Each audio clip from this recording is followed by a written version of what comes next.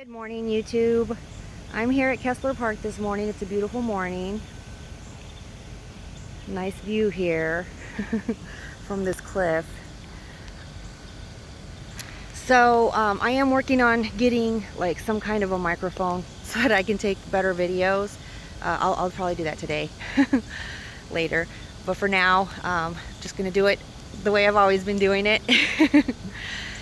So this video, I kind of wanted to talk about, I wanted to explain a little bit more about Wes Penre and maybe explain a little bit of why I have really dug into Wes Penre and all the things that he's writing and saying. And I provided links to both of his websites and to his videos on YouTube, which are basically just his PDF papers being read by a robotic voice. But it's an easy way to absorb information. That's how I absorb information, because I can be doing something else. I can multitask while I'm listening to this, so I like to do that.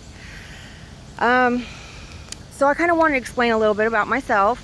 I'm in my 40s, so right around the time that I turned 40, I really became obsessed and very preoccupied with the topic of death. And I think that's normal for a lot of people, especially as they get up and, progress in age. So I was just obsessed with, my own death and my loved ones' deaths, because I just, of course, it's normal to wonder how that's going to affect you. And death is such a dark topic also that's not discussed, kind of like the occult, but, even more so. And I just was, I wasn't satisfied with the answers I was getting of the explanation or descriptions of death. And like here, at least here in the United States, there's like two main explanations. And one is more secular or atheistic, where after you die, that's it, lights out, nothing else happens. But that's very hard to wrap your mind around, because in the physical universe, there is no such thing as nothing. There's always something. So that doesn't make sense to me, and it's not very realistic. I don't buy that at all. So then the other concept of death is the religious one, and like in the Judeo-Christian explanation is that there's life after death, but it's also final if you think about it, because you go to this heaven, you go to heaven or hell, or purgatory, and that's it. It's eternity in these places, except purgatory. You might get a chance to eventually go to heaven, but you know what I'm saying? It's final also. That also doesn't make sense to me. Now, in some of these Asian religions like Buddhism and like Hindu, there's reincarnation. I think that's closer to reality. And, if you watch some of Wes Penre's stuff, you'll kind of see he agrees with that too. And the reason why Wes Penre is such a wealth of information is because he's basically just a Swedish guy. He's a writer and a researcher, and he's just someone who has compiled an enormous amount of data. Kind of like what I'm trying to do. He's trying to see the bigger picture, and he kind of pieces all these pieces together really nicely, and it makes sense.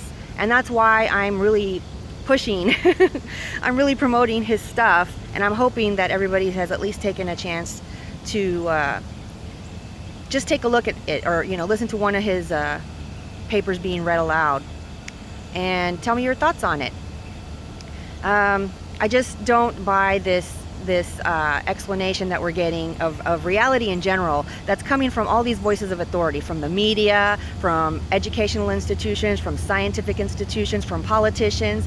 They're all, you have to realize that they're all feeding us this narrative that it just doesn't really add up. I'm sorry if it's like really loud, because there's a lot of noise up here, but it's a nice view. Anyways, so if you haven't had a chance to go to his website, check him out. I strongly urge that you do. The way that I heard about Wes Penre, by the way, is through a guy named Robert Stanley. I'll include a link to his website too. It's Unicus, and then he's also done several interviews. That's how I learned about Wes Penre. Robert Stanley he's an author and a researcher as well, and he wrote on the alien flyby of the Capitol the UFO flyby of the Capitol back in 1952. I haven't really read that book, and I forgot what he said, his thoughts, if he thought that they were actual aliens, or if I think that they were actually just the Nazis, because this was during the time when Admiral Byrd, or shortly after the time, after World War II, you know, after Admiral Byrd had already gone down to Antarctica and gotten his butt kicked by these Nazi UFO spacecraft. I don't know.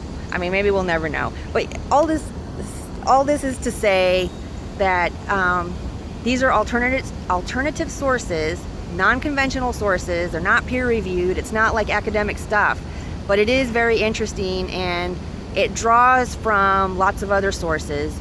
And I don't know, it's painting a very different picture of reality. And what if, just what if, reality is very different from what we are being told it is?